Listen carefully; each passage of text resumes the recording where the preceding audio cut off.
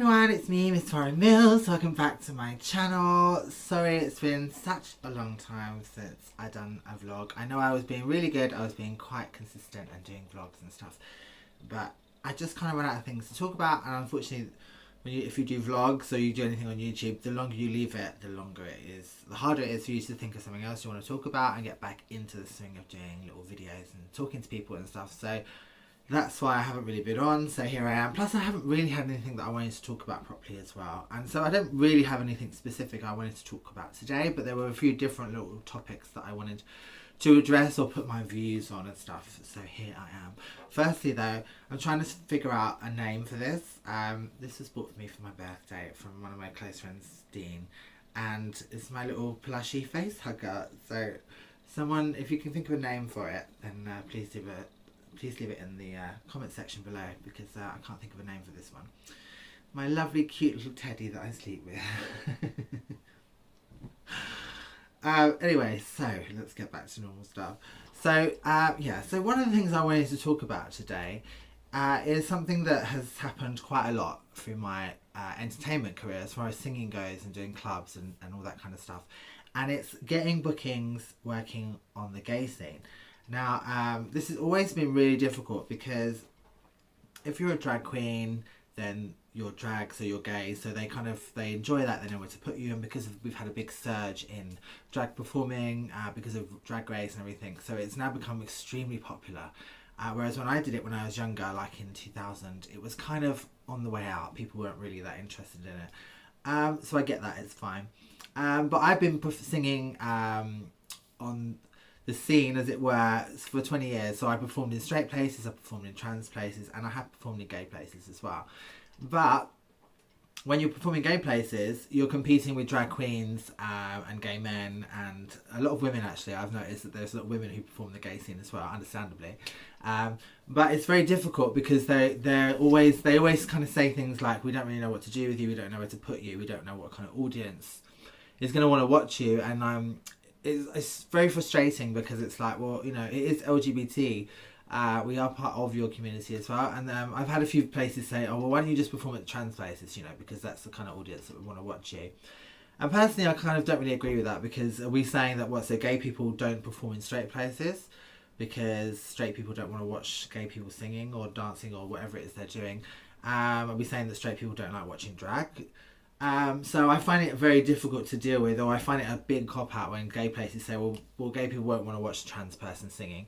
And I think, well, surely if it's entertaining, then they're entertained. Like, I don't understand how it's very specific in that way. And, you know, again, with for example, for me and my girls who I sing with, we've tried like every year to sing at London Pride and perform, and we either get a response really, really late, or they ask us to like prove our performance, or we need to like send in stuff of us performing. Now I get that they have a lot of people performing and things like that, but the issue I have with it is that it's become very commercial. So they have all these artists coming down to perform and stuff, you know, like people from X Factor, which I don't watch, so I have no idea who they are. That isn't the point. The point that I'm making is this, like, okay, so you're pulling in these people to get people to buy tickets because you want like famous people there and stuff.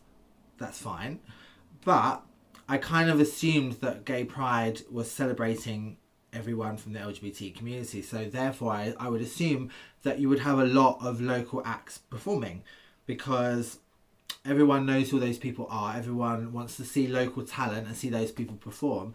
So I would have assumed that having a concert for Pride in London, you would have London artists who are from the LGBT community performing. So I find it very difficult to understand why they are more interested in making money than they are about supporting their local artists. That is the part that really frustrates me. I don't know if anyone else has had this problem. I know a couple of other trans performers in America have had that problem trying to perform at Pride events being trans. But it's just always been the same. I mean, even in some of the trans events, we've struggled to get bookings and stuff. Like, we always perform at Sparkle in Manchester every year, that's fantastic. They've always been really great to us. We love performing there. We are performing there again this year, I believe.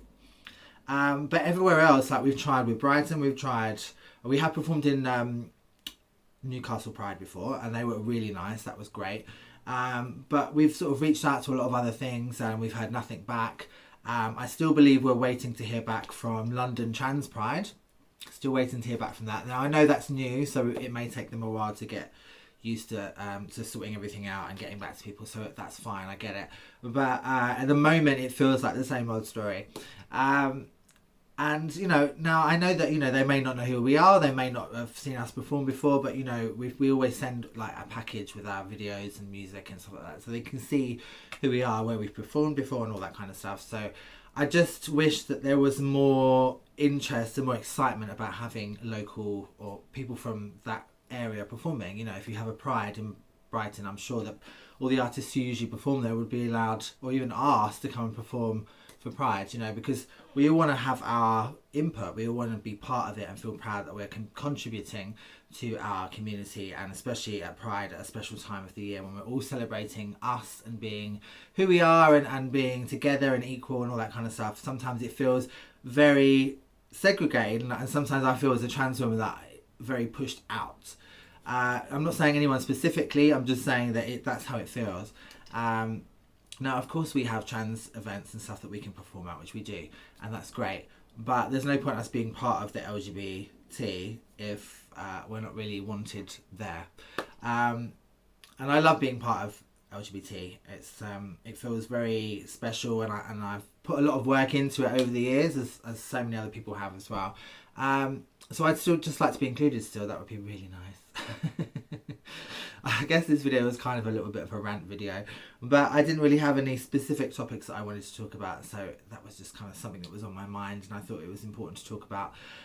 If anyone does have any other issues or topics they would love me to discuss and talk about, I would love to do that. So if you can leave some ideas in the comments section, that would be fantastic. I will be very grateful, and I will of course quote you, the user, for any questions that I use or topics that I discuss.